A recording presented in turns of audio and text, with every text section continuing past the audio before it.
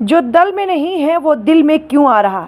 रुपौली के बाद बिहार की इन 4 सीटों पर बहुत जल्द उपचुनाव। रुपौली के बाद बिहार की 4 और सीटों पर उपचुनाव की तैयारी है। इन सीटों पर एनडीए और इंडिया गठबंधन के बीच सीधा मुकाबला होगा। ऐसे में सियासी पार्टियों के सुरमाओं को चिंता खाई जा रही है। अगर यहाँ भी लोगों ने थर्ड ऑप्शन को चुन लिया तो क्या करेंगे। माना जा रहा है कि बिहार के लोग लालू नीतीश से अलग अपना भविष्य खोज रहे हैं। क्या बिहार के लोग लालू नीतीश की राजनीति से उब चुके हैं?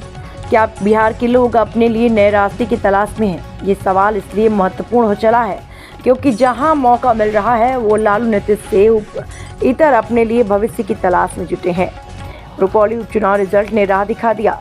जहां पर आरजेडी और जेडी को वोट तो मिला लेकिन जीत नहीं मिली। दल बदल कर किसी भी पार्टी से जीत जाने का भ्रम भी टूट गया। आने वाले दिनों में बिहार की 4 विधानसभा सीटों पर उपचुनाव होने हैं। ऐसा इसलिए होगा कि इन सीटों के विधायक अब सांसद बन चुके हैं। ओडिया की रुपौली सीट पर उपचुनाव खत्म होने के बाद 4 और सीटों पर चुनाव कराने की तैयारी चल रही है। चारों सीटों पर एनडीए और इंडिया गठबंधन के बीच सीधा मुकाबला होगा। मगर इस मुकाबले में कोई तीसरा बाजी मार लेगा तो फिर क्या होगा। कांटे की टक्कर वाली रुपौली सीट से निर्दलीय उम्मीदवार शंकर सिंह ने जीत दर्ज की है। सांसद बनने के चक्कर में विधायकी गंवाने वाली बीमा भारती तीसरे नंबर पर चली गई। रुपौली में जेडीयू के कलाधर मंडल दूसरे नंबर पर और जेडीयू से आरजेडी में आई बीमा भारती तीसरे नंबर पर रही। उपचुनाव के नतीजे ने पटना में बैठे सुरमाओं को चौंका दिया।